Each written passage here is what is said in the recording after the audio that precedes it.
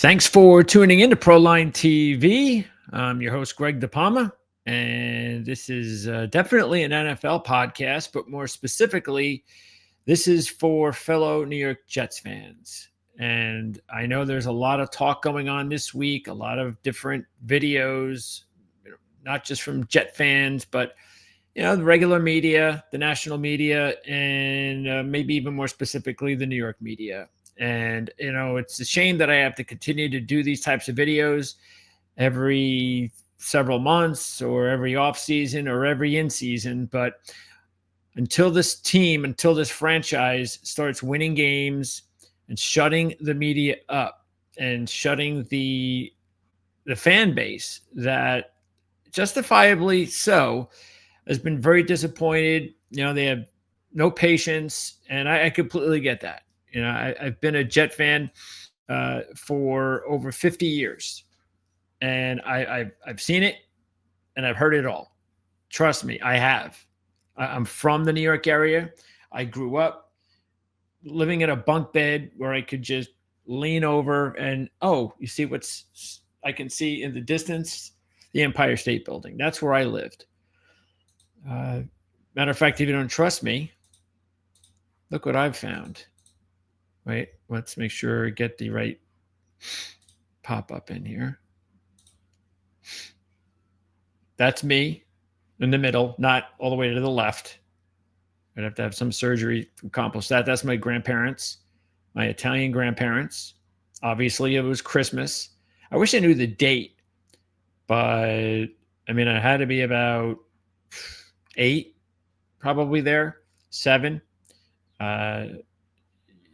Say what you want as far as the jersey, but it's a Jet jersey. And then here is more proof. Now, this is when I was a little bit younger. That didn't fit very well. I don't know. Maybe either my parents bought that at a one of those dollar stores, discount stores, or maybe it shrunk in the wash. But for whatever the case was, or maybe it was what probably happened is I grew out of it and I didn't want to give it up. That's probably what happened. You can see the difference as far as the Jet logo and how things turn there. So that was me, and it's real. So yes, it's 100% real. Being a fan, and for as long as I've been, it's over 50 years. And I can't believe I'm even saying that, but that's the case. And I think it's important to bring up so you know exactly who you're dealing with here if you've never watched any of my videos before. Now, I do have a lot of videos covering the Jets over on my channel. Channel that I still have active. But since we've been working here at Proline TV, I've kind of had it semi-dormant. It's at Prime Sports Network, so you can check that out. And I have a lot of Jet videos there. So going back years. Okay, so what this video is about more than anything, it's about trying to compare what is going on now to what I think is really going on now. Because as usual, there's an overreaction to everything in the NFL. Well, really, there's an overreaction to everything in sports. But we know this maybe more than anything in the NFL because it starts week 1 on Monday. And then every Monday after that. And it just doesn't stop. The overreacting. And a lot of the times in my mind, it's unwarranted. I'd say 90% of the time it's unwarranted. Some of the times it's just because it's their job, talking about the media, and they have to spruce it up. Other times I just think that it's ignorance. People just don't know football. And they shouldn't be doing the job. And they're just glorified fans getting paid to give an opinion. There's a lot of different reasons. Now, some guys do a good job. There are some guys in the New York area, the New York WFAN. I've seen it. I value their opinion. I don't have to believe or I don't have to agree with everything. But for the most part, there are some talented people there. But there are also a lot of people who, especially if they are not Jet fans, but they have to talk about the Jets, whether it's the radio or the newspaper or the networks, whatever, they just enjoy ripping into the Jets. And a lot of talk this week about how bad the team is, and this is something they haven't seen in years, maybe ever.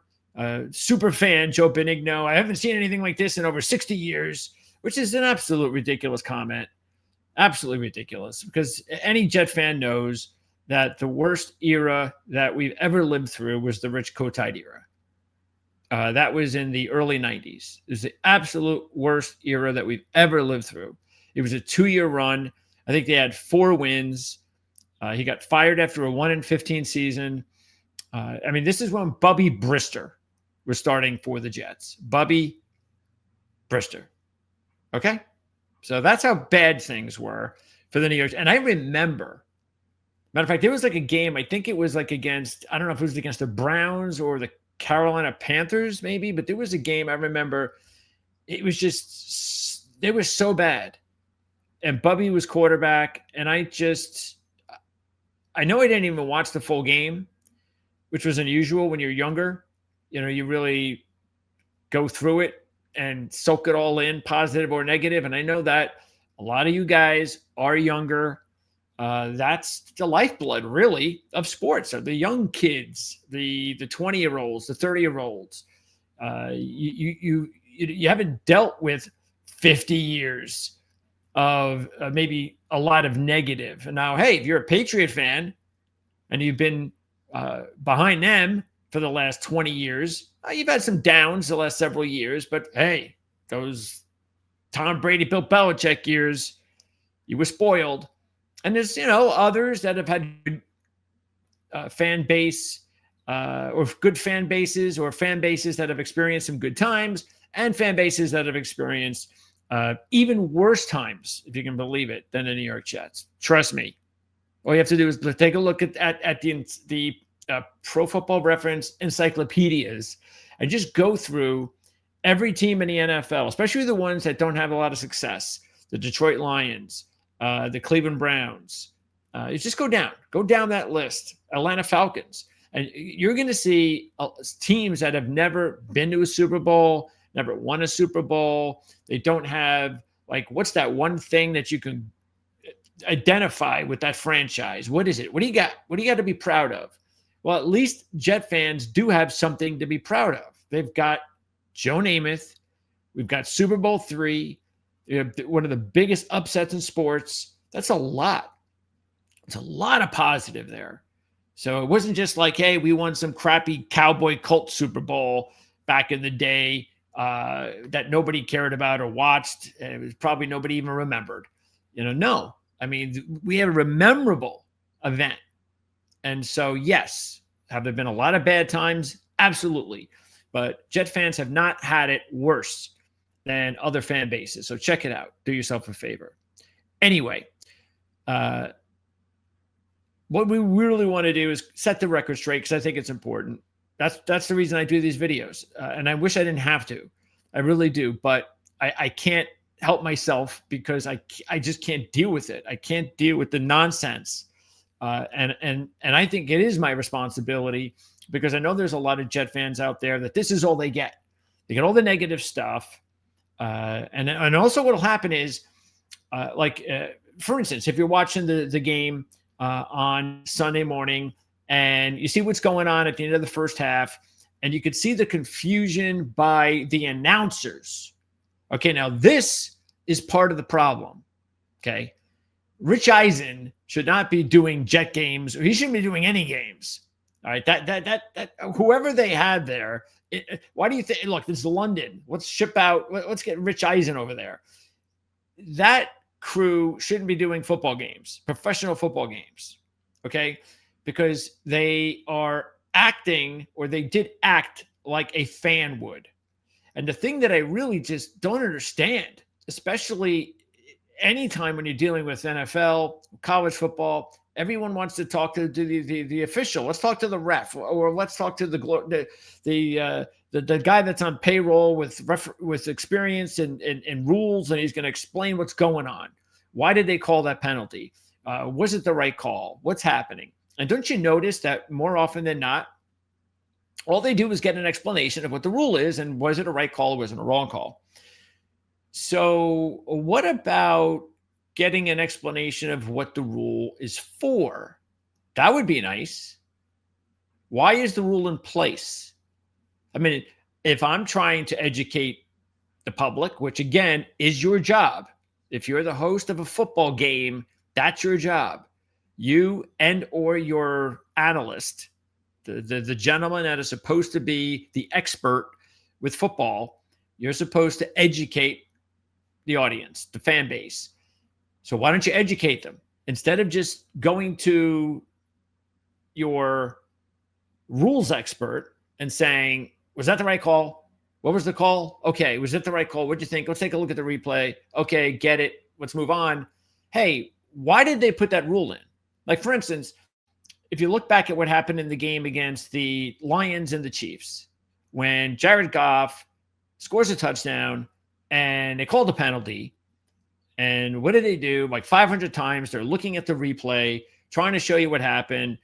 You've got the rules expert telling you what the call is and why the call was correct.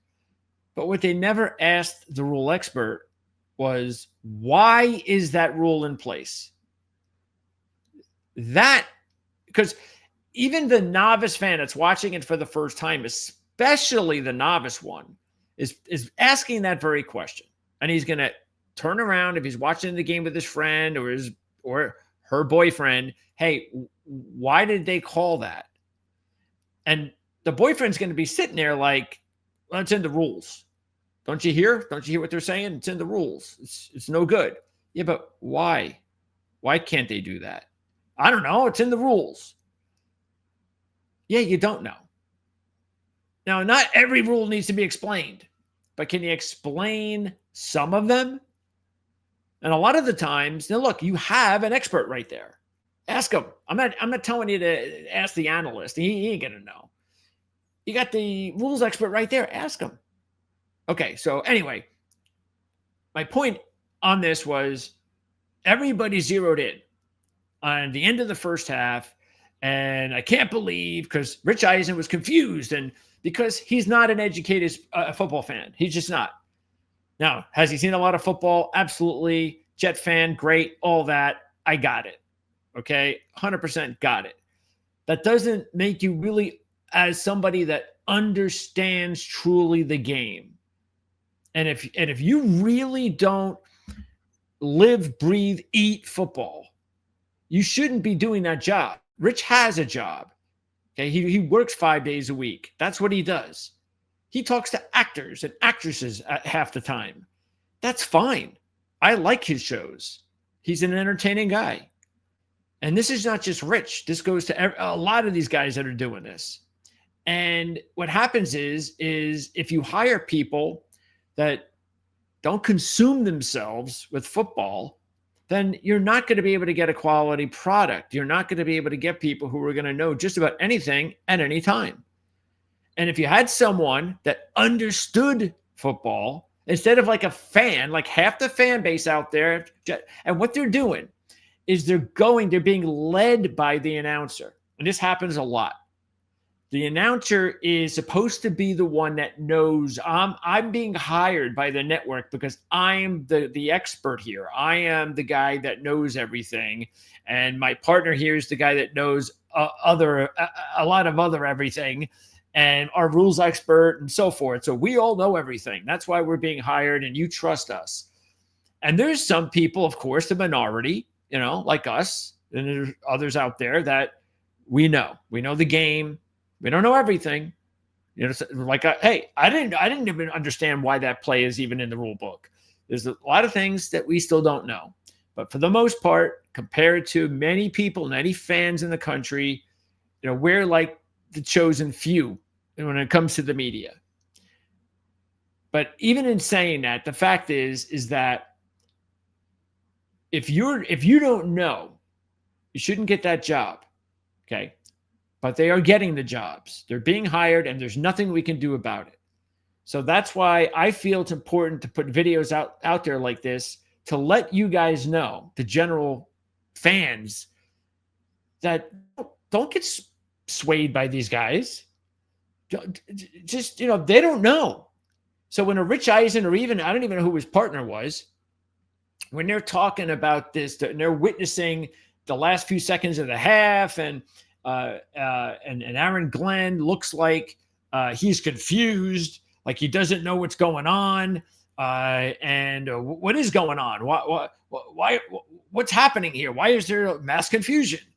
And Rich Eisen's confused. So if he's confused and he doesn't understand, he thinks that Aaron Glenn should be doing everything in his power to push the ball down the field with this awful offense that not only were they inept in the first half, but they were inept in the second half.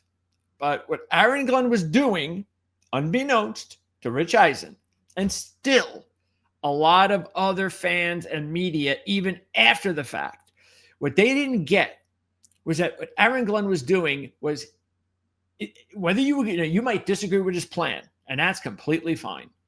Matter of fact, he even said that the one thing that he wished he could do, if he had to do it again, is one thing he wished he could have done, and that is call timeout with a few seconds to go. While there was about 20 seconds to go, don't let it just completely run out, but call timeout, chuck a Hail Mary. Now, 90% of the fans that were confused about what's going on, including Rich Eisen, that's not what they wanted. That's not why they were all in angst and they were freaking out. They were expecting to get back up to the line of scrimmage and push the ball down the field as quick as possible. Let's see if we could score a touchdown or get the ball into real good field goal range. Okay? Again, now, here's the deal. The reason they're doing that is because they've seen a lot of teams, that's how they react. And I get it. This is not how I want to see my team run their football, approach the situation. Of course not. That's not what winning teams do. That's not what really good offenses do. I understand that. So it's not like I was sitting there and going, "Oh, come on, push the ball down the field," or I was confused about why it wasn't pushing down the field. I understood what was going on. But the thing that I was upset at myself was, oh, come on, you couldn't have called the timeout and just chucked the Hail Mary. And that's what I was disappointed at. And so when I got the explanation afterwards from Aaron Glenn that he wished he could have done it over again, that's what he would have done, that was fine by me. Because he's a first-time head coach. There's going to be circumstances that are going to come up that he's not always going to have answers for. He's going to make mistakes like any other first-year coach. That includes the great ones, the Bill Belichick's of the world. They all, even Dan Campbell, who's had a great run with Detroit. A lot of people talk about it. More than likely, if you're a successful head coach, it's that second time. It's the time that you've learned the first time, you made the mistakes, and you move on to the second job, and that's the one that you kind of hit the ground running. So I'm okay with that because that's what I was thinking. He admitted it. And I'm willing to, okay, I'm satisfied. Let's move on. But that did not satisfy the fan base because some of them just didn't either want to hear it. Some of them didn't buy it. And others just really didn't care. And they just were, oh, yeah, whatever. You didn't know what you were doing. I don't believe you. Yeah, that's just an excuse. And the realization of it was, no, not an excuse. He told you what his game plan was. And he knew the offense was doing nothing at that point anyway. It was, let's keep the ball out of the hands of Denver. I did not want the Broncos to get the ball with a chance to score at the end of this half. Now, you could say, I know one of the questions posed to Glenn in that press conference was, well, if you weren't going to be aggressive at that moment, then why did you go for it? On fourth, why were you aggressive the first time when you were deeper in your territory than at midfield? You see, the fact that he can't get that is exactly the point here. Because he's telling you why. Aren't you listening? That the reason he was aggressive there is he doesn't want Denver to get the ball back. And so, yes, it was fourth and a few inches. It's a decent gamble. Let me take it. I do not want to punt the ball here. Have Denver kick a field goal, get a bigger lead. Let's get into the locker room and try to fix things. because at this point, it's been a winning half, basically. We're in this game against the Broncos. So you get to that next situation. And there was some confusion, by the way, because initially they had called first down. And that's really what spurred things on, where Glenn wasn't sure what was happening. First you call first down, then you don't. Then all of a sudden the clock is running and he's got to decide what to do. And at that point he was like, you know what? There's just too much crazy stuff going on right here.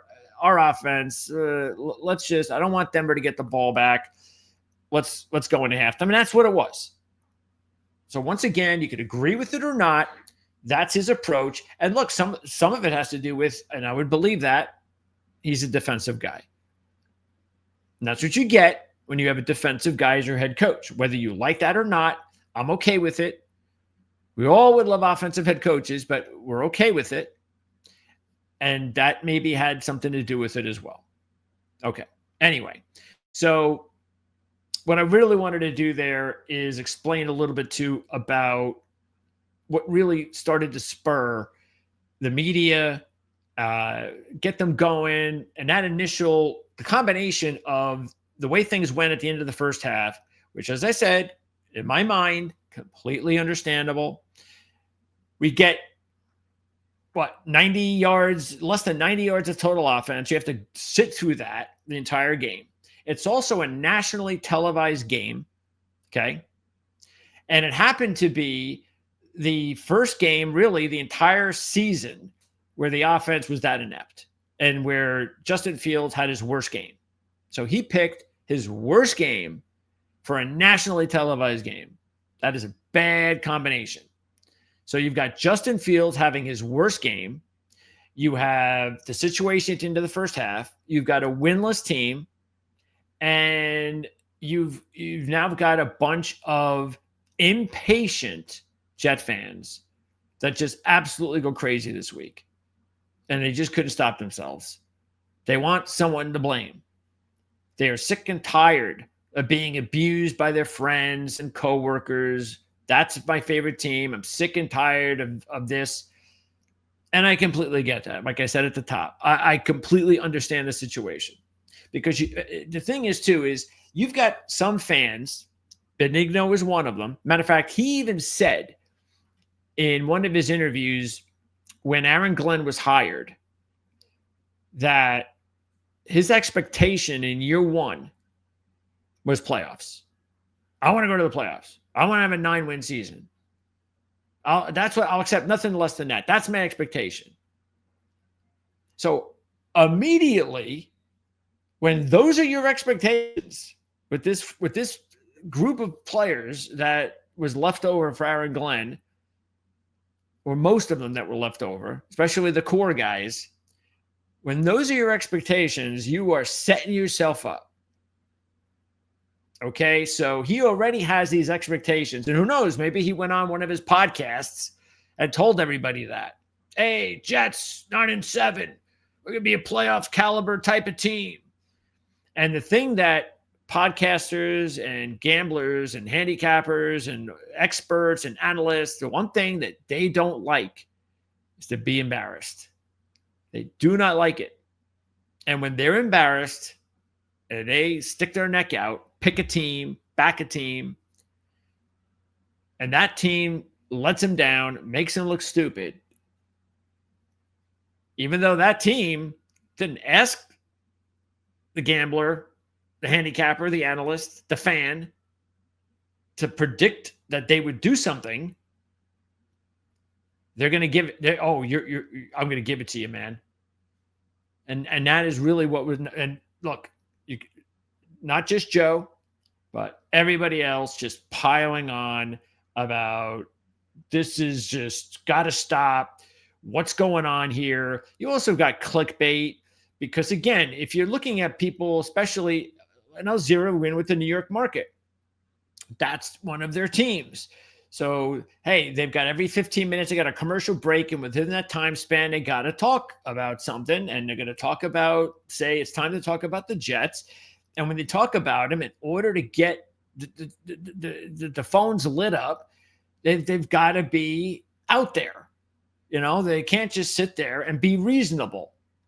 Now, I'm not letting them off the hook, though, for that. Okay, because that's just the way. Because I'm just telling you that that's how they act. Now, I have found several of the media that they can be respectable. They can say, hey, you know what? Things aren't as bad as they look, that sort of stuff, but it's few and far between. And one of the things they like to point to, too, as far as the fans, I think, and again, I've heard it from just about everywhere this week, is, well, if Bill Parcells and Herm Edwards and Rex Ryan and Eric Mangini can quickly turn their team, the Jets, around, either first-year playoffs or second-year playoffs or back-to-back championships seasons like Rex Ryan had, if they can do that, then why shouldn't we expect and put our necks out with hope that that can happen to us this season? Why can't we hope that? Why can't we expect the same thing? That's out there. And my response to that would be, well, if that's if that's what you want, if you want to emulate former coaches from the New York Jets, well, I'm sorry, but that's a losing proposition, because where has that gotten those coaches and the Jets? Well, it didn't really get the franchise much. Or maybe they, I think Herm would have another. I think he had like, it was like playoff. I think it was playoff, no playoff, no playoff, something like that. But Herm even ended his tenure with a 4-win season. Rex, after the back-to-back championship seasons, no more playoffs. Really, no. I didn't even think he finished over 500 4 straight years. You take a look at even Bill Parcells. One postseason, made the championship game that second year. That's it. And he was gone.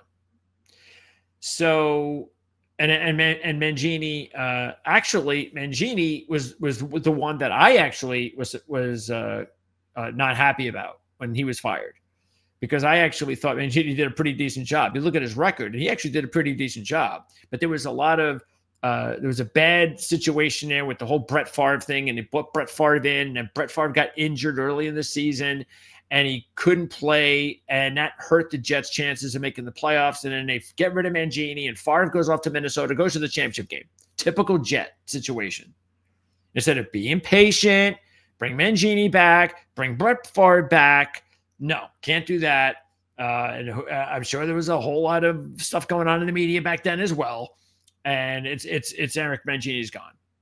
And so anyway, is really that what you want to emulate? That's what you want? You want the quick fix. You want the playoff. Let's get to the playoffs right away, because we haven't been in the playoffs in 12 years. It's 13 years now. I want to go to the playoffs. Gotta go. I'm sick of not going to the playoffs. Well, Aaron Glenn, you know how long he's been here out of those 12 years? None. This is his first year. He hasn't been a part of any of this. So Aaron Glenn is not like a 13-year head coach that's now 0-6, because to me, that's how the media and the fans are reacting. They are reacting just like that. Like if Aaron Glenn has been here for 12 years, they haven't been to the playoffs, and now they're starting his 13th season at 0-6. And if that was the case, I would be one of them too. But this is year 1. And he has not been around for the 12 years of angst and disappointment and so much embarrassment. And again, it hurts. I get it. But you've got to understand as a Jet fan that that's not Aaron Glenn. He's not a part of that. And what he was brought in here to do, him and Muji, what they were brought in to do was fix the franchise long term. There was no, let's come on in, let's throw some money around to some high-priced free agents, bring them in, and let's just get a nice. Matter of fact, if Aaron Glenn's goal was immediate success, as quick as we can get it, I gotta win the fans. I've got to make them happy. If that was the goal, that Aaron Rodgers would have been here. Then he wouldn't care about off the field distractions. He'd be like, because obviously, as you can see with the Pittsburgh Steelers, look at what a halfway decent quarterback can help you do. And if Aaron Rodgers was here this year, I would say the Jets would be right around no worse than 2-4, 3-3, probably 3-3. Beat the Cowboys, beat the Dolphins. Definitely, you win the first week. Then you beat the Dolphins, and you win one of the other close games. Beat Denver, 3-3.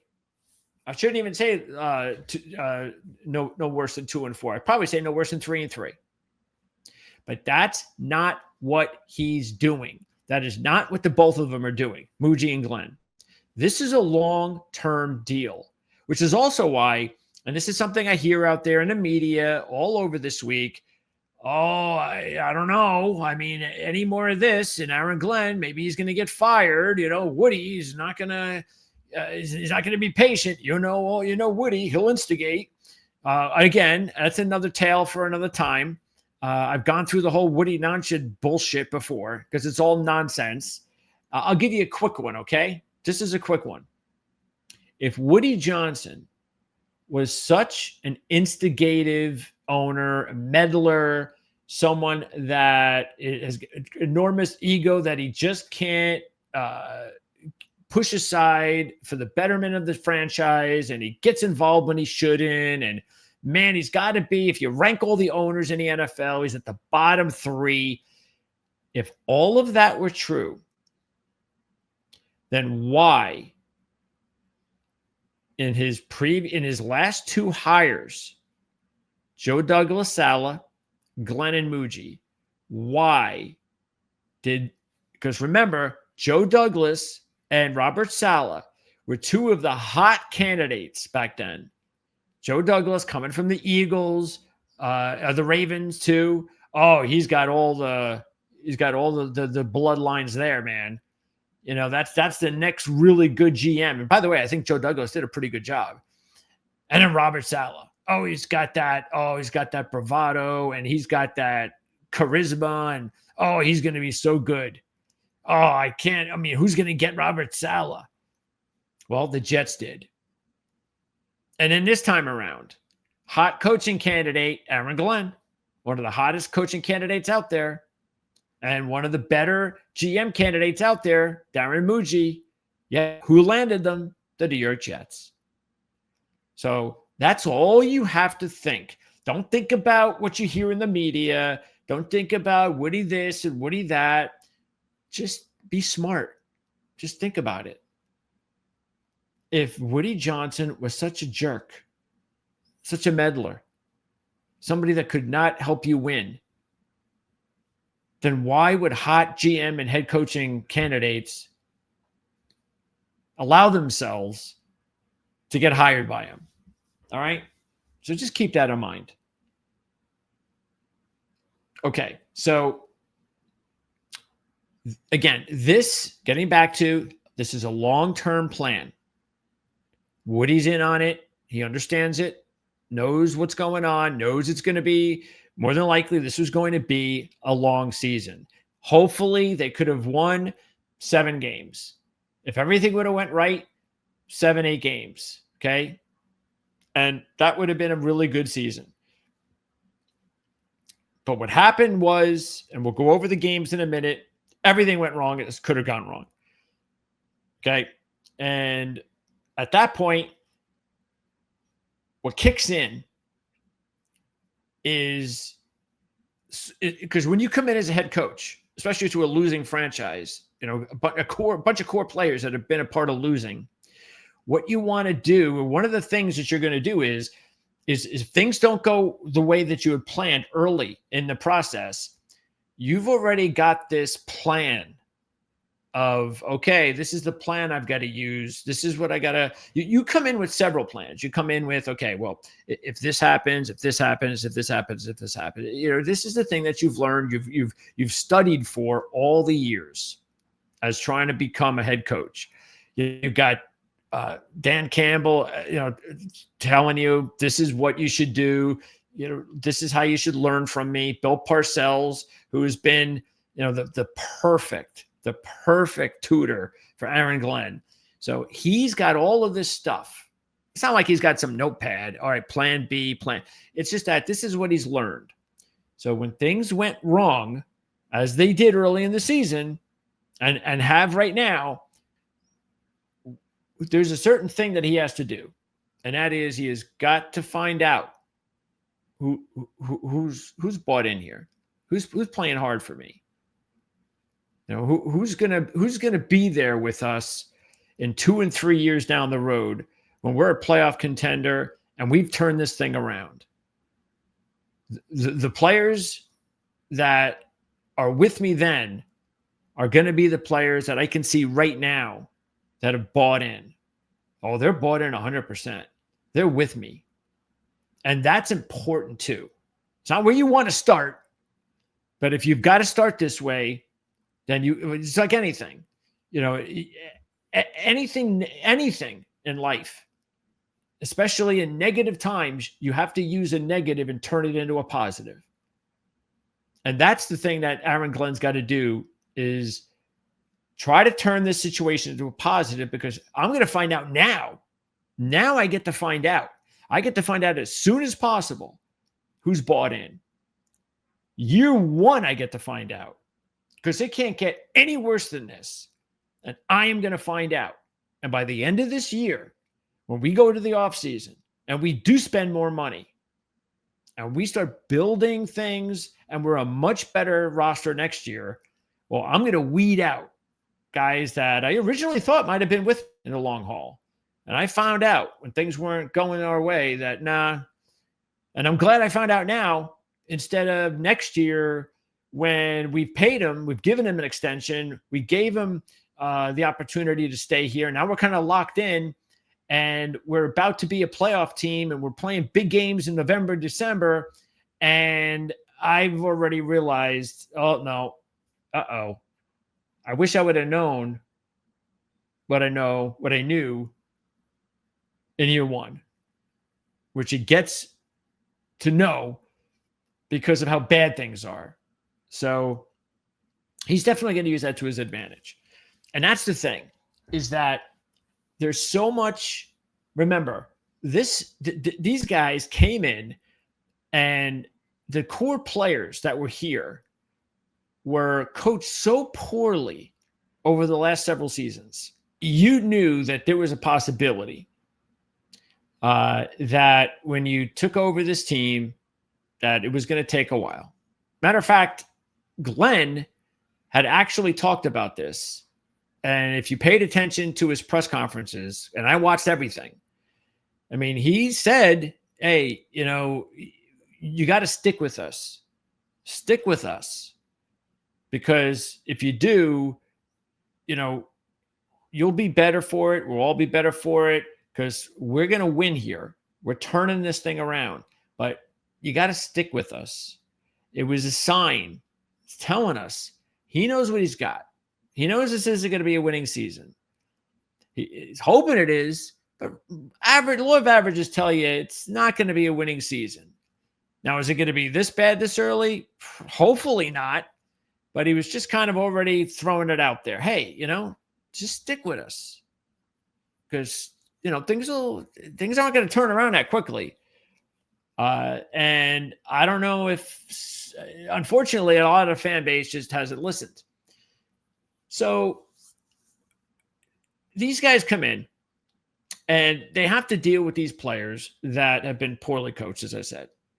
And when this goes on for year after year after year, and especially the core guys, even the better ones that they get contracts to, Gardner, Wilson, so forth, it's not just the coaching of how do I tackle, stop with the penalty, that sort of stuff. I mean, we're already seeing it this year. And again, you do not change it overnight as far as the poor tackling and the discipline. It does not happen overnight. Because the other thing is just like any team, you're dealing with an influx of new players that haven't been here. And that is another key thing that does not get talked about enough, is you have first-year head coach, first-year general manager, first-year head quarterback running this team, okay? Hadn't been a starter for a couple of years. Now he's a starter here. Okay, so you got a new scheme on offense, new defense, change the defensive scheme. You got all this newness on a losing franchise, a losing team with players that are used to losing, that are undisciplined, okay, and that are really beat up mentally, especially since they live in New York. And they have dealt with this media for several years now, okay?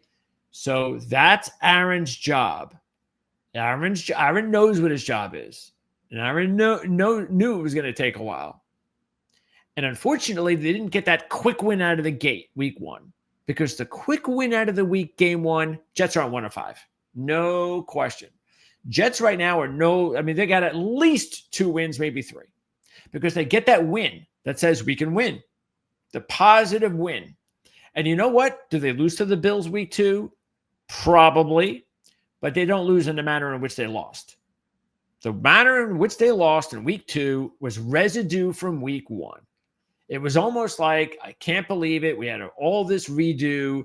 We had all this great preparation, had a really good preseason. Everything's looking great. And then boom, week 1, we outplay the opposition and we still lost. And I could just tell from the very first series of that game against Buffalo, they were not there. So when that was the only game they played this season where they completely checked out. And every team has one of those. And they had theirs week 2. Okay? So that starts this domino effect where all of a sudden now our quarterback's out. Gets injured in the Buffalo game and he's out against Tampa. Okay? And then we fumble at the goal line against Miami on the first drive. And then we fumble inside the 10-yard line against Dallas. And it's one thing after another. And so this is the worst possible situation Aaron Glenn could have dealt with. But as he says every week in his press conferences, and he reiterates over and over and over again, I've been down this road before. I know what it's like to have these type of seasons.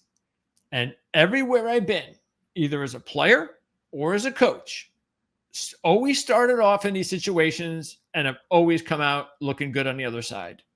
You have to give him time. And so this is what he's dealing with. He's dealing with a lot of players that he's got to reconstruct mentally more than anything. And it does not happen in one training camp or within the first 6 weeks of the season. It happens over training camp, the entire season, and another training camp, another complete off season. Then, you know how we all talk? I know a lot of Jet fans talking about, I just want to see improvement. From week 1 to week 16, I want to see improvement. You know what? You're going to get that. But then I'm sure, what they were expecting, expecting at least, 2 wins out of 6 and at worst. And then, maybe we win 7, 8 games. That's the kind of improvement we're talking about. Wins and losses don't matter. Okay? It doesn't. The team was never going to the Super Bowl. So if you're not a Super Bowl team, then what are you? Oh, we're a playoff team at least. That's not what we're doing here. We're not quick fixing this to try to get to a playoffs. We're doing this the right way. And if that means the long way, I'm sorry, fans that have been around for the last 12 years of not making the postseason and getting disappointed and so forth. That's just the way it's going to be. And you got to hang with us. And a lot of them have not. And that's the thing that is disappointing. But I've seen it.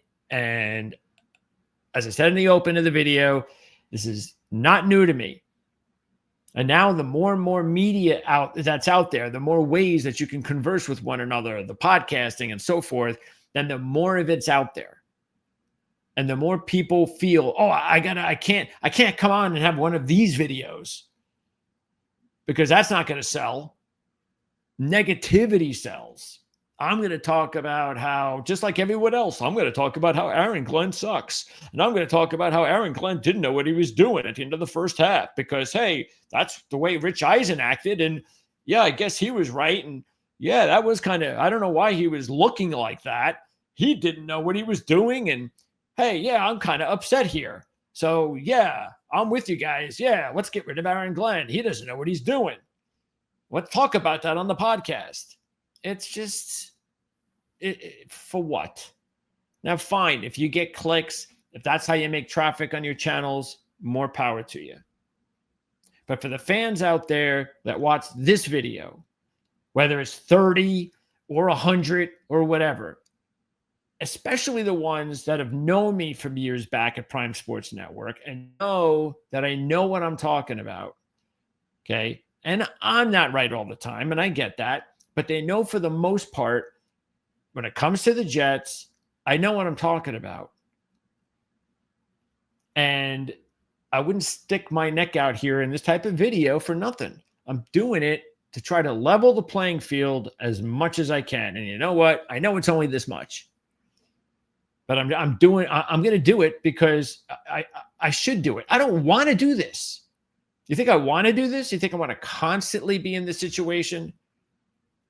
Because it's happened an awful lot over the last 12 years. Doesn't happen every year, of course, but it's happened enough where I think it's time to say, wait a second, just slow down. Where are you getting this from? I mean, this is not right. And this week definitely was the week that I just, come on, had to be talked about. And it was something that I think is very, very important because that's my job. That's why I enjoy doing this. I enjoy doing it because this is what I do. This is what I do 7 days a week, 365 for sports. And of course, my own teams, I'm gonna do it more and more and more. And I'm gonna make sure that I get it right. And I'm gonna do my best to get it right. And I'm not talking about predictions. I'm just talking about setting things right. That letting you know that just because everybody's talking about it and saying it doesn't mean it's true. And that's the important thing as far as I'm concerned. Okay, so let's spend some time now to go over some of these games. And we're just going to do a quick one. Let's see where I have this. Let's do it from here. We're going to pop in. I'm gonna go over the Jets each of their games. Again, we're gonna do it. We're gonna do it quickly. Am I gonna belittle it or belate it? It won't be belated. Okay. Oh, and before we get into this, okay, keep this in mind. This terrible team, this all-time terrible Jet team, worst Jet team ever. It's just awful. This really pathetic Jet team has lost 4 of their 6 games by 1 score, and 3 of their 6 games by 2 points each. 2 points each. Now, what does that tell you? That tells you, like a lot of teams in the NFL, which is why it's a quarterback league, that if the Jets had good quarterback play, they'd be a 500 team right now. And if they were a 500 team right now, no Jet fans would be talking about Aaron Glenn's firing. None of them. That would have satisfied all of them. Being a 500 team after 6 games. Yeah, right. We're making progress. We can see that, there's a possibility of a playoff. But they couldn't win any of them. And all of that, just all you got to do is take a look at the Tampa Bay game. Or just take a look at Tampa Bay's season.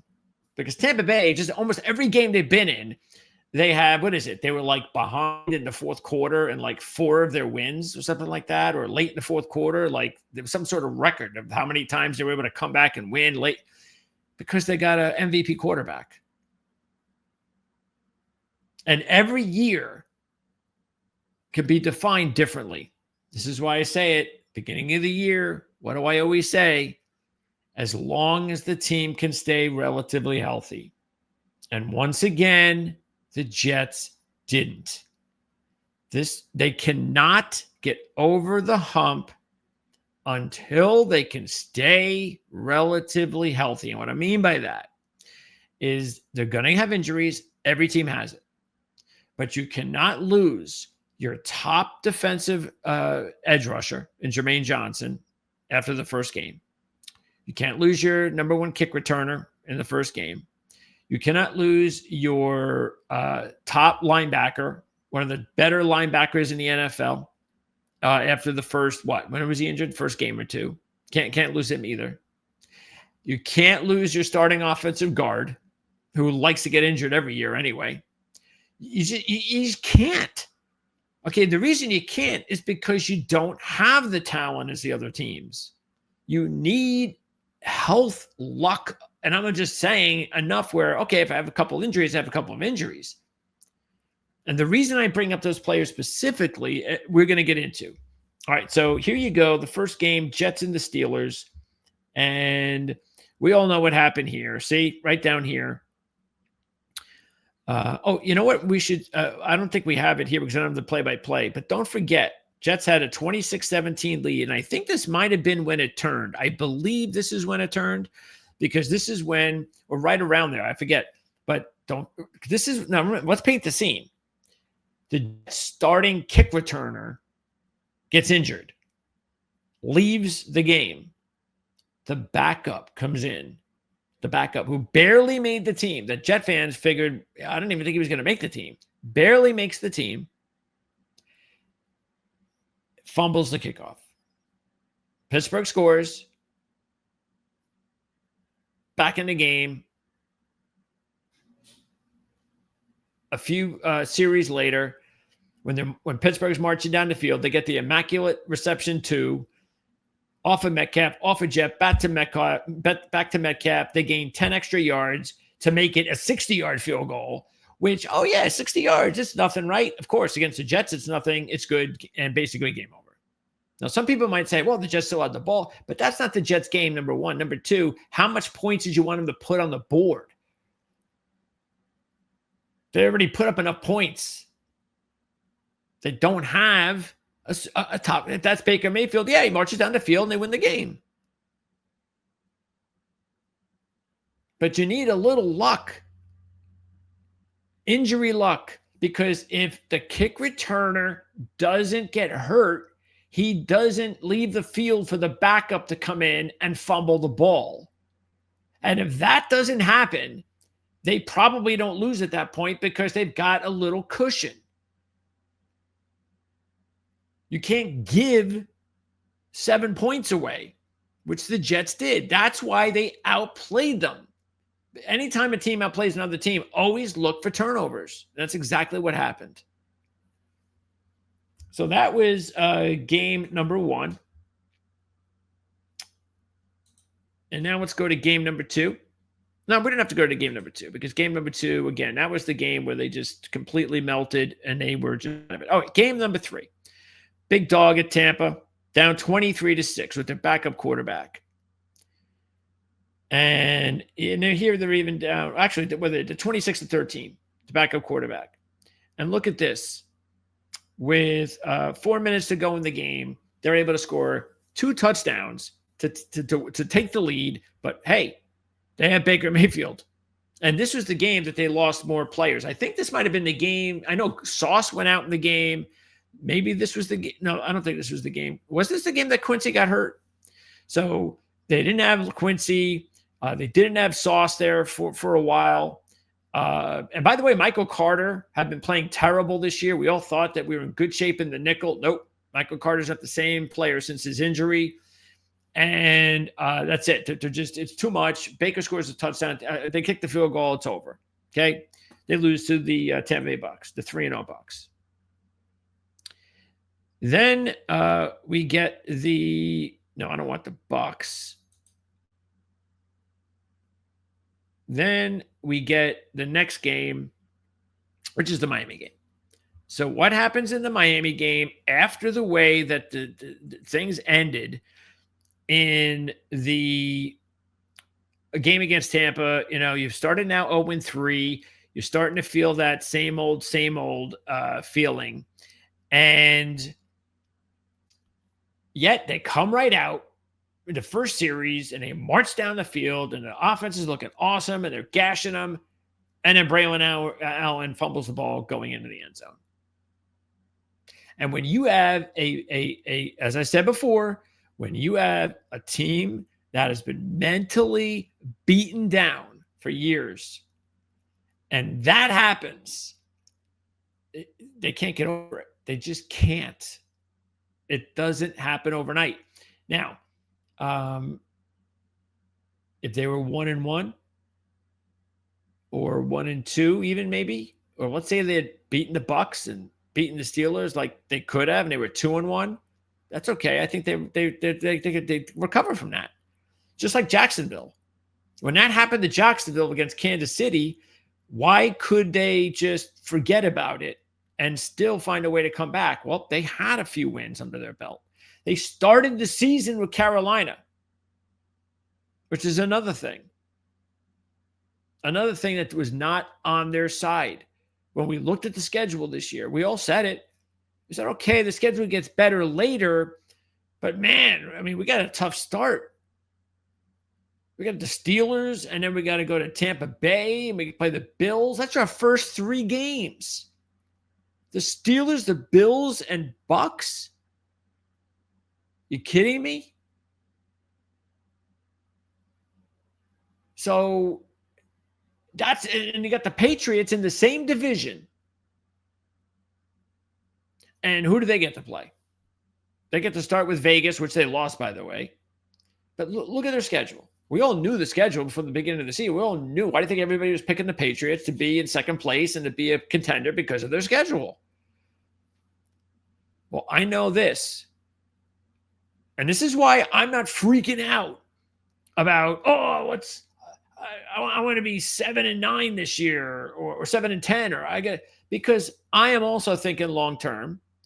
And I want to make sure that even after we win a few games, which will be nice, I want to make sure, unless Miami just completely tanks it and they're so bad that we're actually better than them.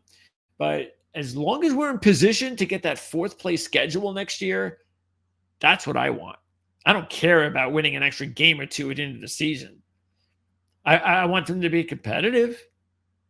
But when it comes down to it, let's get that easy schedule. Let's get that schedule where we're playing all these, like 10 games out of 17 are against teams we'd probably be favored against, and yet we're a 5-win team. That's what I want.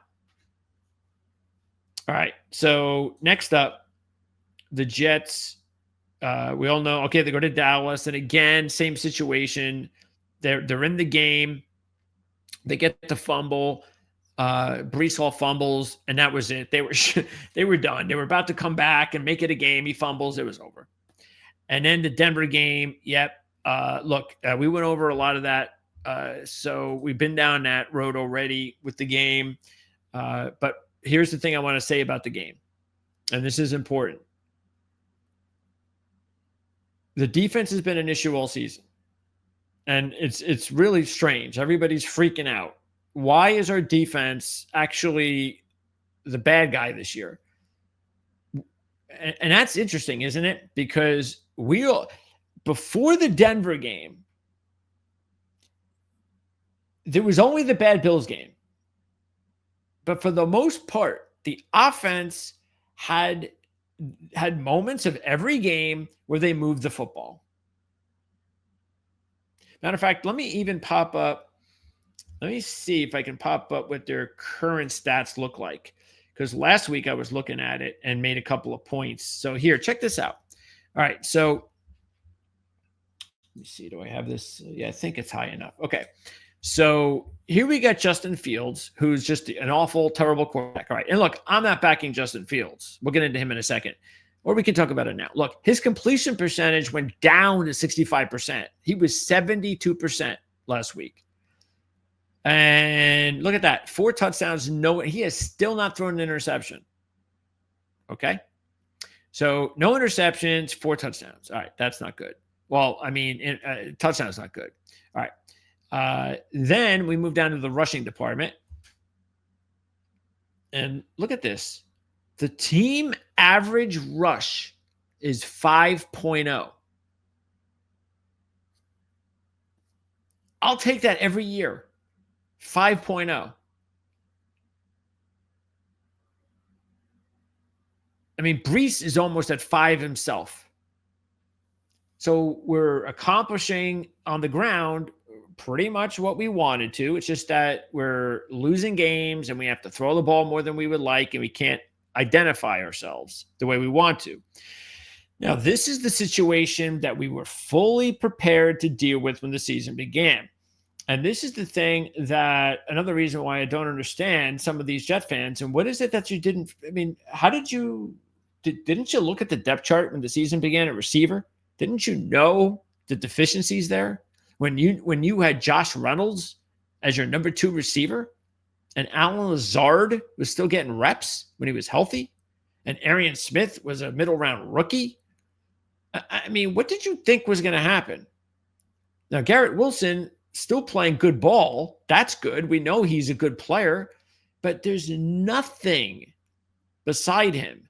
0. And now he's out potentially for a few weeks, which, wow. See, this is what I'm talking about. Now that they're playing the Panthers and the Bengals, 2 teams on their schedule back to back that I can't even excuse if they don't win one of them. Now, Garrett Wilson winds up going out and probably won't play until after the bye. So this is why we always talk about you have to have injury luck, schedule luck, and not just schedule luck at the beginning of the season or how the schedule looks, but I'm talking about schedule luck meaning when you play a team. Like, do I get to play the team when they've got their starting quarterback out? Do I get to play the team when they're on their 3rd road game in 15 days? You know, that kind of thing. And some teams have that schedule luck. Some of them don't. And this is what I'm talking about. This is, we're finally getting to play a couple teams that we can beat. And then Garrett Wilson goes out. So it's just the way it is. Okay. Which again, I'm okay with. I'm okay with it. Like I said before, because I'm okay with being in 4th place and getting a 4th place schedule and getting a high draft pick, as long as I see the same improvement that Aaron Glenn talked about on the same press conference. And he was completely right about it. Limited penalties in the game. See, nobody wants to talk about that. But the thing that we were all freaked out as Jet fans before the Denver game was, I can't believe all the penalties. I can't believe the undiscipline and all that kind of stuff. And then they come out there and they don't have a lot of turnovers or key turnovers at, a bad turnover at a bad time. They don't have a whole bunch of penalties. They actually looked like it for one game, at least, that they were starting to look like the type of team Aaron Glenn was talking about. But as he said, which is completely true, you've got to keep piling one after another after another. And that's the thing that they got to do. Okay. Now there's talk about Quincy Williams potentially being traded, and I get that, and I'm okay with it. I think they probably should trade Quincy Williams. I'm sure they'll get something valuable in return, a nice draft pick, and that's going to be important. So I can see that because, look, this kid from Miami is getting playing time, and I like that. He's looking the part, and linebacker. If you look at some of the teams that Aaron Glenn has coached, it's not like he's had monster linebackers. He has one really good linebacker, and I think that's all he needs. I think the one thing I'll keep passion until they get this player. I'm going to go over and over and over and over and over this. They can't be a complete defense until they get themselves a hybrid. And I don't think Malachi Moore is that player. Now, I like him. I think he's going to be a nice addition to the secondary. but he's not that type of player. What I'm talking about. What I'm talking about is that bigger physical linebacker safety type. That type of guy. And again, I'm not talking about, he doesn't have to be bulked up, but in general, I don't think Malachi Moore is that guy. So get another one of those players, and I think that'll take care of that linebacker position as well. I don't think it'd be a big deal because you can play two linebackers nowadays anyway. But what this team needs on defense is still some more cornerback help, which I should note was a really nice trade that they pulled off to get this kid Jarvis Brownlee. So Jarvis Brownlee comes over, and boy, has he looked good in his limited action with us. He only had the one game, of course. This is what he's done so far with Tennessee, but he missed. Okay, I think he missed one game somewhere. Anyway, so yeah, there it is. Okay, because this is where he missed the game because they didn't show you which team was here. Okay, so anyway, but you can see this kid can play, and he's now going to be our new nickelback. That's it. Michael Carter's gone. He's gonna, even if it comes back healthy, he's gonna be just a reserve guy. His time with the Jets is over. They brought in and they made a great move with this kid Brownlee. So now we've got ourselves our nickelback of the future. Great move. We've got Sauce. And now we just need to see Stevens, who, by the way, very good run defender. And that's one thing. It's one of the reasons they liked him, is because it's very important for his role. He has to. And this is these defensive coordinators, especially on specific defenses like Aaron's, you've got to have that corner that can tackle. And Stevens has shown that ability. And I haven't seen him look out of place either. Has he gotten beat? Yeah. Has he had bad moments? Yes. But for the most part, I think there are times where I can say, hey, you know what? Let's just see improvement. And maybe by the end of the year, you'll be a player that the team can count on. But let's just say that doesn't happen. Then, yeah, even though there's a couple of young corners on the team, you still believe that that's going to be another, especially Aaron Glenn. He's a defensive back guy. And safety too. Matter of fact, maybe even more. I mean, Tony Adams, it's just enough, okay? He's just a reserve guy. He's not a starter. It's time to find a legitimate, and Cisco hasn't really lit it up either. So we got to get a really good safety back there. Sort of like, look, the funny thing is that last year, Malachi Starks, great safety for Georgia, lasts all the way to the end of the first round. And of course, the Ravens are able to pick him up. Well, Caleb Downs is coming out this year. And I know that I think it's PFF had him as the number one prospect. Well, yeah, he might be the number one talented player in all of college football, but he's not getting drafted in the top 10. That would be shocking because they don't draft safeties anymore that high.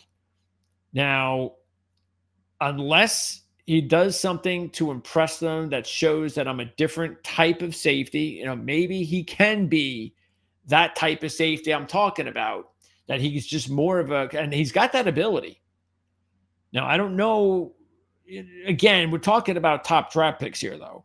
So, unfortunately, that's not going to happen unless we trade down, because we all know that we need a quarterback. And then we also know, well, look, here's the deal with the quarterback situation. I really think it makes I think it really is going to be a perfect situation, because we'll see how and the thing is, unless Justin Fields absolutely takes off by the end of the season and just wows the hell out of us, and we go, holy crap, this guy's good, which probably ain't going to happen.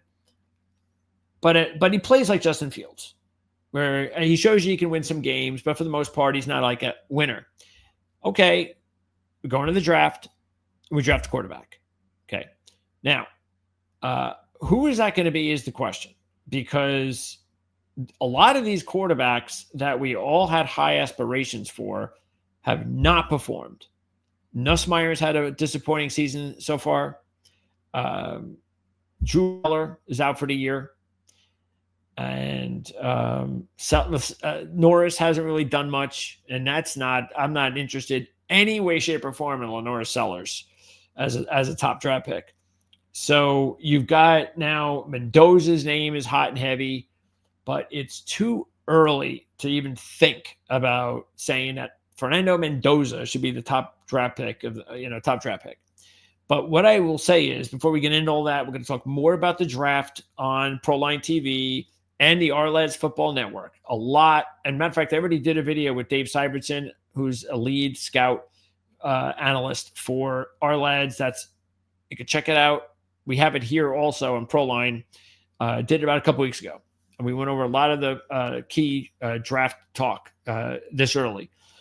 Quarterbacks, obviously, big topic. But the important thing is that at some point you've got to draft a quarterback. Now, if let's just say all of a sudden it doesn't really look like those quarterbacks should be drafted number one, that let's just say a Caleb Downs or a Reuben Bain, because Reuben Bain Jr. could end up the top pick of the draft. And what could happen is, because you have Justin Fields on the team, you can use the top pick for Reuben Bain. And boy, would that be awesome. Okay? Because that's the other thing Jets need. Just need a number 3 or a third edge rusher. You bring in Reuben Bain to go along with McDonald and Jermaine Johnson. And then you spend your draft pick on a quarterback. And what works there is you've got Justin Fields for another year. And then you can slowly bring in that next quarterback. And what could happen is that you've got the whole year with that quarterback. And let's just say you find out before you even end the next season, yeah, you know what? I don't think that guy's it. We've been working with him the whole year, and I don't think he's it. I'm not sure, but I don't think so. Well, you can go right back into the 2027 draft and draft another quarterback. So, so this gives you the opportunity to go into the draft twice, because you would have Fields as a starter, like a insurance starter for 2027. Again, as long as he proves that he can be that guy. Not a stellar guy, but just a guy to hold the fort down. We're paying him. And we don't want to rush the quarterback anyway. I mean, does anybody really want to rush the quarterback and go through that again? I would rather have a quarterback that sits for half a season or even the entire season, and then comes out that second year and he is a lot better off, and he doesn't go through all of those really bad looks as a raw rookie, and he has a much better chance of success in his second season. That's what I hope for, and that's what I think is entirely possible, and I think you should look out for that. So, okay. So there you go. Those were some of the games. Let's see. Another thing I wanted to do is, because I know I'm not the only one. Let's see. Let's pop it up here. That feels this way. Now, this is Aaron Glenn's most recent press conference. So, I'm looking through some of the comments here. Let's see. Let's see here. Oh, and we all thought Robert Saleh was too full of himself. As far as the press conferences, if you don't like them, and if you don't really go, yeah, you know what? That's the way you should handle the press conference. That's the way you should handle the media here. If you don't feel that way, I'm sorry, you just don't understand the business. You don't understand the way that you should handle these guys. This is, and again, most of the people who comment here probably had never seen a Bill Parcells weekly press conference and understood, and that's his man, Aaron Glenn. That's where he learned from, and he was a master. And there's a certain way you have got to control that press conference in New York. And Robert Saleh was terrible at it. Terrible. Robert Saleh was way too nice. He gave in to everything. And I hated his press conferences. And now we have someone that can give it back, and someone Because it's interesting how they say, like, like this guy says, I thought Robert Saleh was full of himself. Does that sound like kind of familiar with the way Bill Belichick handled his press conferences? To be short with some members of the media. Well, look, does it really matter as long as you win, right? And that's, to me, what the problem is because Aaron Glenn's not winning. This is what you're going to get. But he's going to be like this even when he starts to win. He's not going to get nicer when he starts to win because these guys want to sink you every chance they can. They do not care about you. Okay? Now, is it better off that the Jets are a winning team and they can wind up going to big games and write about big games and go to the playoffs? Absolutely. But when things aren't going well, this is how they feel they have got to get clicks and they got to get readers and they've got to find dirt and they got to push buttons. And that's what they want to do. They want to push buttons and want to get you to say things and to act a certain way. And that's why I really am completely 100% behind the way Aaron Glenn has been dealing with these press conferences. There's not one thing that he has said that I've been disappointed at or felt embarrassed about or felt that he shouldn't have said that. Completely behind it. Oh, fire Glenn. There's one. Someone just got fired for being 1-5. I think I'm right in saying this guy is 0-6. Still being a jerk to the media who is doing nothing but asking him obvious questions. This guy just does not get it. Now, here's something positive. It's 6 games. There are 11 games left. Yes, matter of fact, I'll give you a thumbs up. I believe in AG. He's made mistakes, but you have to give him room to breathe. Let's reassess at the end of the year before we start calling for his head after 6 games. Excellent. Excellent. Some of his replies here. Let's see. You listen to this guy communicate just now, and you can say you believe in him? Yeah. Fire Glenn. I usually get on people who blame the owner. In this case, or the owner or GM needs to say what I was going to tell him, that he must change his attitude with the media. I mean, get the hell out of here. A war with the media and fans never work out well. AG is well on his way to creating this war. Man, you just don't know. You think the media is these nice guys that just need to be respected. Well, you know what? It works both ways. And since they're the ones that are writing the stuff, okay, nobody really, for the most part, watches the press conferences, okay?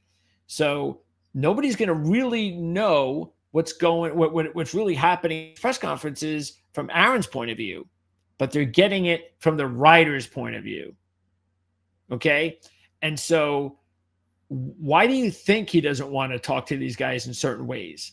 Because what do you think they write about? They don't go, oh, I was going to write a nice puff piece about Aaron Glenn today, but he was dismissive with me in the media session, so now I'm going to rip him. If that's how you think it works, okay, it doesn't. You can't be nice to these people. Have them show you respect, and then he will show them respect. That's how it works. So I'm actually, let's see. Unfortunately, I'm in on my Prime Sports Network account. So let me switch over to my Proline account. See if I can find this one again. All right, let's see. Where is it? Okay. I'm going to reply here. And I'm going to say, excellent comment, JC. I'm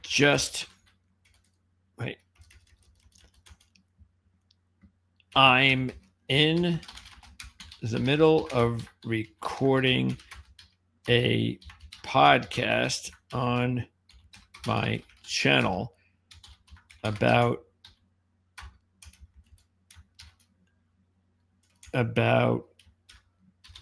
Glenn and the Jets, and I am using this on the video or on the podcast. Keep up the faith. Excellent comment, JC. I'm in the middle of recording a podcast on my channel about Glenn of the Jets, and I'm using this on the podcast. Keep up the faith. Okay. Anyway, so I thought some of those comments were important to show that there are some people that actually feel like I do.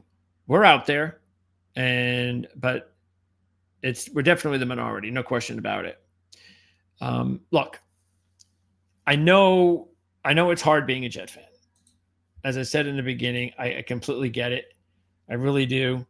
It's not easy, but you've got to trust somebody. You really do. You have to think of it that way.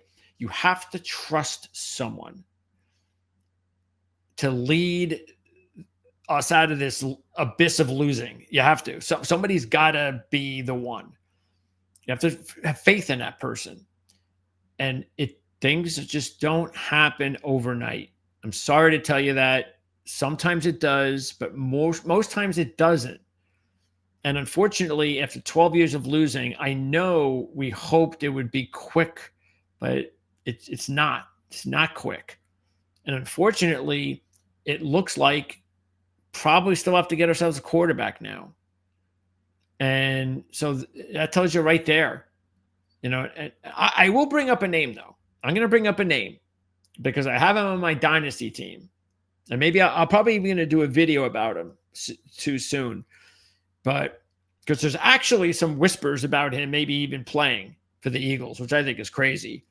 But I really believe that Tanner McKee is going to get paid in the offseason to be a starting quarterback or to be, and I think it's a possibility he gets a contract to be a starter, because he might say, look, I'm going to stay with the Eagles unless you can tell me I'm going to be a starter, because who knows, maybe I get the job here at some point. But and that's the thing that worries me.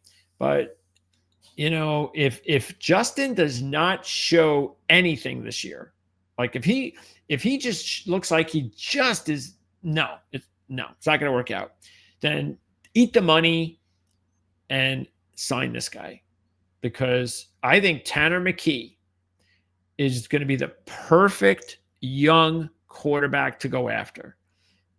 That means you don't have to have that rookie waiting period, 2 years till you start getting something out of him. He's ready. He is now completely ready to be a starter in the NFL. And you don't have to give him a boatload of cash. You can just give him a decent deal, similar to what you gave Fields. And you don't have to even give him Fields money, because unless something happens to Hurts, and again, I do not think they're going to bench Hurts, but unless something happens to Hurts, and I'm keeping my fingers crossed that he stays healthy, because I don't want Tanner McKee to be shown to the public any more than he already has been. You go after and give Tanner McKee the contract and get him in here. And that's who I'm looking for. So, yeah. Anyway, so look, keep the faith. That's the important thing. And believe in someone. And if you're going to believe in someone, you couldn't have picked a better man for the job. Aaron Glenn is a Jet. There aren't many out there. Matter of fact, there's nobody out there. He's it. And he's not some guy who, we hired Aaron Glenn? Really? Why did we hire him? No, he was a hot coaching candidate for a reason. So we got the hot coaching candidate and the hot GM candidate, and they're here. And they're here for the long haul. They want to build this for the long haul. They want this to be the beginning of a new franchise. And this couldn't work at a better time for me at my age, which means I can enjoy, hopefully, the next 10 or 15 years of winning till I lose my marbles. So that's what I'm looking for. But even though at least a lot of the guys watching who are impatient are a lot younger than me, and you have got time. I don't have much time. So I I should be the one that's impatient, but I know it's going to turn around. And when it turns around, man, I'm telling you, it's going to be awesome. And it's going to be awesome because it's not going to be a quick fix. It's going to be awesome because once it does turn around, it's not going back. And Aaron Glenn is going nowhere. And there's no reason for Muji to go anywhere either. They're in New York. There isn't no other stepping stone. There's no reason for Aaron Glenn. This is his dream job. He's not going anywhere. And where's Muji going to go? Muji's got no reason to go. There are franchises in sports where successful head coaches and general managers, especially if the coach is where he wants to be and he's in a great market, he ain't going anywhere. And it would be no reason for Muji to go anywhere. So we could have our two young head coach and GM in place for over a decade, and we can build this the right way. It just is going to take a little time. You got to get these guys. You got to change their culture. You got to change their way of thinking, their mentality. You got to. There's so many different ways we can analyze this. I don't know. Anybody talks about things like, hey, if somebody's beaten down, or even, hey, you have like a dog that's beaten down, and you see he's being neglected, which is basically what these core Jet players are. They're neglected dogs, and they've got to be retrained and get all that. So within, but again, it's like after a few weeks, all that bad mental anxiety is still ever present.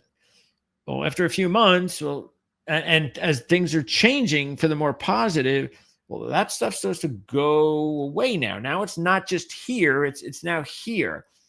And the longer you go to separate that time period, and the more positive things now start to snowball. Now it's not at a snail's pace. Now we're picking up steam. Now a lot more positive stuff. And the quicker, more positive things happen, the quicker and the further away all of that negative and bad mental stuff just leaves you. And so when you have a down couple of weeks or a bad game or even a bad month, that stuff is so far down. I don't know what that is. We're all in here. Everything's positive. We're good. We know what we're doing. We're confident. We're a completely different mindset now. I'm back to that mindset I was like when I was in college and I was a superstar. You know how many of those players, they're really good players, and a lot of them come from really good programs and they're used to winning, and then they get beat down in the NFL for a few years, but then all of a sudden that winning comes back and it's like, oh, okay. Hey, if you realize it, yeah. I mean, I was great in high school and great in college, but I had a couple of years of bad shit happened to me in the NFL, but things are starting to be positive again. Yeah, the little blip there, it's gone, man. I'm back to being, and that's the thing too, because those big guys that I'm kind of talking about, those big offensive linemen, that's how you build a football team. And we've got bookend tackles. We have a really good center. Okay, we got to get him back to center. Myers is a nice little backup, sixth man, but he ain't no high caliber starting center. So that's another thing. With Vera Tucker gone, we don't have the offensive line that we thought we were going to have. So we just got to bring. That's another thing we have to do. We have to bring in, and I prefer to bring in a veteran offensive guard, to tell you the truth. So let's sign another John Simpson type, and put him, because I can't rely on Vera Tucker. We know that. I don't even know if they want to bring him back, to tell you the truth. And if they do bring him back, then you probably can't sign a veteran guard.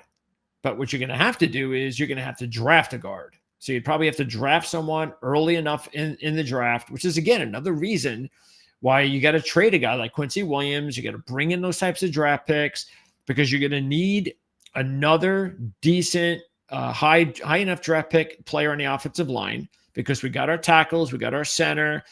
Simpson will work out fine at one guard spot. We just have to get that other guard spot solidified. So we do that, and then we've got other things to take care of.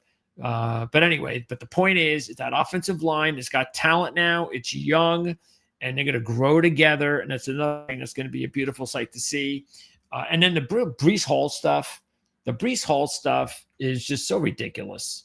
And that's why, when Aaron Glenn has to hear this stuff and he just walks off and come on. I mean, it's just ridiculous. It just never made any sense anyway. I mean, really, if you think about it, unless a team gives you a draft pick that is too good to say no to, okay, which isn't going to happen because it's a running back. But let's say it does. Let's say there's a team out there that feels like they're a running back away from winning a Super Bowl, and they want to give you a pick that you didn't think that you were going to get. Well, okay, at that point, if I get that call, then I have to consider it, and maybe that's what I'll do. But otherwise, why would, especially with Braylon Allen hurt, who, Isaiah Davis? Is this some sort of joke? Isaiah Davis is his max value is a number 2 running back. That's max value. And I prefer Davis as a 2/3, actually. Nowhere near a 1. So what are you doing at running back if you get rid of Hall? Allen ain't even healthy yet. How do I know Allen's going to be healthy? So come on. And I don't want to hear about this, running backs growing tree stuff. Didn't they just come from Detroit where they had Gibbs and Montgomery? Those are 2 high caliber players at that position. Okay, so if you wind up trading Brees Hall, you have to go in and get another high quality running back in the draft. So that's another draft pick that's more collateral that you have to give up. And to tell you the truth, I mean, the way this season's going with Brees Hall, now we'll see if he breaks out, but if he just has a steady season, I don't think anybody's giving him a contract that the Jets can't afford. So I'm sure the Jets will be able to afford to bring him back. And those guys like Brees Hall do not grow on trees. They just don't. So it doesn't make any sense. It never did before, and it doesn't now. And look, if all of a sudden we wake up and Brees Hall is traded, I'm assuming we're getting a pretty damn good draft pick for it. But I don't see that happening. Anyway, and of course, the obvious thing, we need receivers. I mean, you can't even count on Arian Smith at this point. So it's really about, okay, now, is it going to be one of the top picks in the draft? Well, there's going to be a lot of good receivers that are going to come out, but probably not. I mean, I don't really see this type of offense designed that way. But here's going to be my get. Jameson Williams. Okay, so there's a very unlikely scenario that Jameson Williams goes back to Detroit. I can't imagine that's going to happen because he's going to command money. And I just think Detroit, with their cap situation, I don't see them giving a lot of money to a number 2 receiver, especially since they just added Tesla. I know, look, I'll talk more about this with Jeff Risen, who covers the Lions, and maybe there's more cap space there than I'm thinking about. And maybe there is a concerted effort to make sure that he doesn't leave, and that could be the case. But if Jameson Williams if the Lions think that they get priced out, it's not gonna work out. Watch out. Could be the perfect fit for the Jets. And the only way I think it wouldn't be is if Smith shows something by the end of the season that says, well, I can be Jameson Williams. And in that case, then save your money, develop Smith, and then use the money elsewhere. But I would keep an eye on Jameson Williams as a potential landing spot. But we all know the Jets need receiver help. Just don't expect them to go out there and field, the Bears or the Bengals or the Eagles type of trio. It's just, that's not the offense of Detroit. It's just not. They've got their Garrett Wilson. Now what they want, and hopefully they've got their speed guy. But the next guy they need that physical number 2 guy. That guy could be a good run blocker, and he could be the guy that you're going to be able to, red zone and tough catch and all that kind of stuff. So that's the kind of player that they're going to need to find for sure. Um, Hopefully Smith develops and gives them the speed option, but for sure they're going to need that guy, that number 2 guy. And I don't know if you're going to get that guy in free agency. You might have to get that guy in the draft. So again, you're looking at, I'd say sign Tanner McKee, so you don't have to use the first round draft pick on a quarterback. Hopefully you can draft a guy like Ruben Bain, even though Bain is going to end up as the first player off the board that's not a quarterback. So where will the Jets draft? Will they draft 2, 3, 4? And if they do, are there a bunch of teams ahead of them that need quarterbacks? Because that's where we want to be. Even though I'll tell you right now, if the Jets ended up 5 or 6 in the draft, and it looks like Caleb Downs could be that trends generational player, which I think he is anyway, that could actually be drafted in the top 10. Oh, would he be awesome? I mean, there would nothing better that I would like than to sign like a Tanner McKee and then draft like a Ruben Bain or a Caleb Downs to go with everything else that we have. Second year removed from injury with Jermaine Johnson. And, just with the overall team that we're going to start to develop, especially if a Tanner McKee, which is, I know I'm probably pipe dreaming here because a lot of teams will be interested in Tanner McKee, but we're going to have cap space. We're not too far away from Philly. And I think that's possible. But what we have to do is, between now and the end of the year, we've got to start showing that type of gradual improvement, which is something that I fully expect to happen.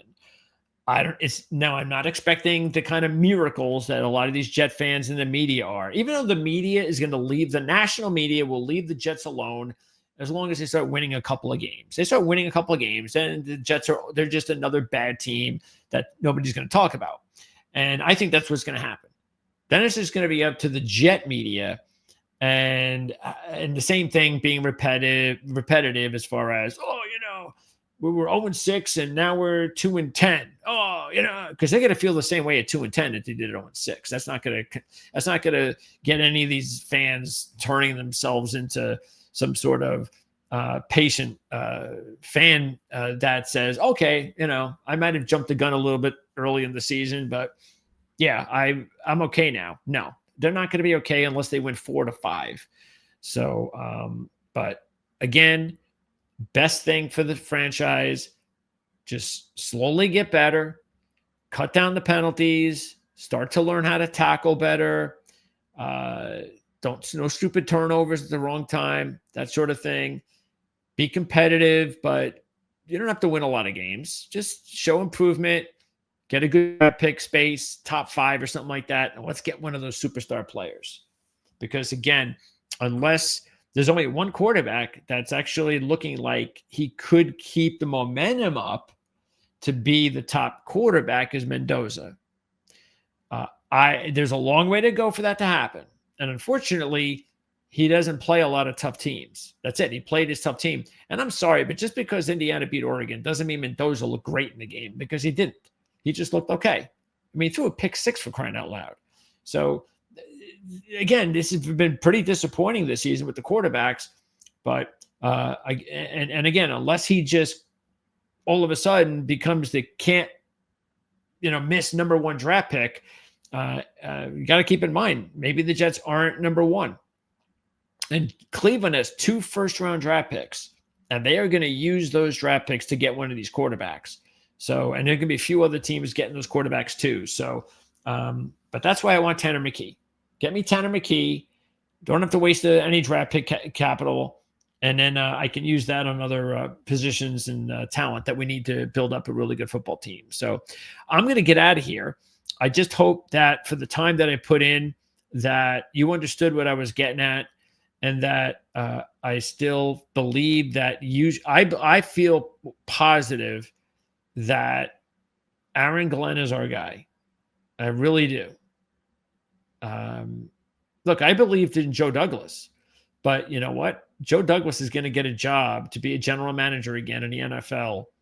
And the thing that Joe Douglas screwed up at in his first go around was the whole Like he needs to go somewhere, and I'm sure he will. Okay, because he learned his lesson from being here. Where he goes, he's going to need to get full control. He's going to go, look, I'm going there. I want control. I need to be simpatico with the head coach I hired, just like the Aaron Glenn Muji relationship, because that did not work out with him and Salah. That was not a good fit. And a lot of it also had to do, meaning that there wasn't this relationship of agreeing to get the right guys. Even though Joe Douglas did a really good job with the draft, you don't just build on your top picks. You got to build on your entire group. The receiver situation was not good for the most part. But look, he had a monster draft to get Garrett Wilson, Sauce Gardner, Jermaine Johnson, and Breece Hall. That is a monster draft, and that is the type of draft, including other things that he did, that will give him another job at some point. But he'll be a good one. It'll be one of the situations where he'll get a second chance, and he'll find the right opportunity to be the man. And when he does that, he's going to succeed. Anyway, fact is, that's a big part of the industry. And it's one of those things that, matter of fact, I think Robert Saleh is saying to himself, when I get hired again, I can't make the same stupid mistake that I made when I hired my best friend's brother. I mean, that killed him. That set him back immediately. But this is why I feel like I do with this group, because I know the stupid mistakes that the previous regime made that this one is not making, that they're eye to eye on everything. GM, head coach, OC. Now we've got to figure out the DC deal. Now, maybe he just needed a little time. Now he's got a better nickel. Now he's got Jermaine on the field. He still doesn't have Quincy out there, and may not have him if we trade him. But now the defense had one good game. They cannot take a step back on Sunday against Carolina or Cincinnati the next week. They've got to move. That has to be the beginning of the rest of the year, as long as they stay healthy, of them being the type of defense that they can be. And if they can do that, then we've got our defensive coordinator. But if something happens where it's just not working, and now that we're healthy, it's just, why isn't our defense working this way? What's happening? We might have to find a new DC, but certainly hoping that's not the case. But either way, we've got a nice nucleus. Feel good about that. And let's go out there and get a win on Sunday without Garrett Wilson. That would be funny, wouldn't it? But I really feel confident. I really do about Sunday, because Justin can't play any worse than that. So I know he's going to play better. I think we're going to run the ball well. I think we're going to play good defense. And it's just a matter of whether or not they've got what it takes to play a clean enough game and get a win. Because I will tell you this, between this game, which is their last home game before the bye, and the Bengal game, they've got to win one of these two games. Not for Aaron Glenn's sake, but just for their own well-being mentally. They do not want to go into a bye without a win. I mean, they could already see what's going on now at this point. They do not want to go, especially they're losing to good teams this way. Just imagine you wind up blowing it the next 2 weeks against Carolina and Cincinnati. I don't think they're going to. I think they're going to win at least one of the two. Maybe they win both, but I feel confident they'll have at least a win. Either way, I'm going to feel just like I feel today. I'm going to feel like this until I don't, because I won't. And I certainly hope I've at least given you food for thought, especially any of you who have stuck out with me the entire time. And I look forward to doing this again in a more positive light. And I really feel that that's going to happen. So hopefully in the next month or so, things will start getting better. And then we'll come on and we'll do a real look into the offseason. We'll get a head start in the offseason, like doing the head starts, giving you guys a little bit of info on what to look forward to regarding free agency and the draft. We'll have a lot more data on the draft and free agency because the trade deadline's coming up in a few weeks too. So we're going to know whether or not Quincy's around. We're going to find out whether or not there's other players that wind up getting traded, because if someone's not really in the future plans for the Jets, then there's no reason to keep them. So hopefully that'll give us some more draft capital. Maybe it'll give us a player or two, a developing young player or two as well. So I'm looking forward to seeing what that is. And I'm looking forward to the future. And I certainly hope you guys are too. So thanks for tuning in. Tomorrow, well, actually, I'm recording this on Thursday night. I'm going to post this on Friday. So I don't know when, but sometime on Friday. And then on Friday, we also have our 3:00 show. It's our Pigskin Friday show. That's where we have Mark Lawrence, Jim Feist, and I, and we give you our final look at the weekend in the NFL and college football. So we've got games to analyze and preview.